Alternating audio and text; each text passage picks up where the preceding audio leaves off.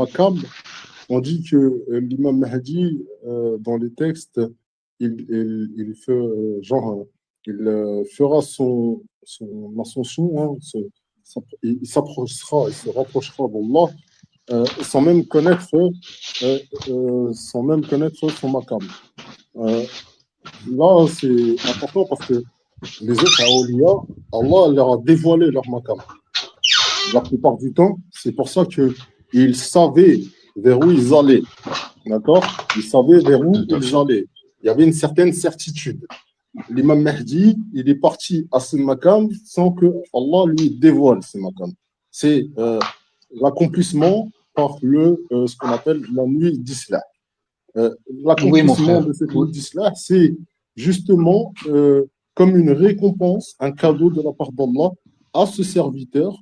Pourquoi? Qui est attiré, qui ne voit rien en fait, qui est attiré. C'est pour ça qu'on dit qu'il est semblable à quelqu'un qui a les yeux bandés, qu'on tire, hein, subhanallah, vers une scène où tout le long, on le frappe de coups, il y a des choses qui le font tomber, mais tout ça les yeux bandés. Et à chaque fois, il se relève pour avancer, avancer, avancer, parce qu'il entend juste avance. Juste, il entend, il ne voit rien, il n'a aucune certitude. Et en vérité, à la fin, c'est comme si on le met sur une estrade et on lui enlève le bandeau.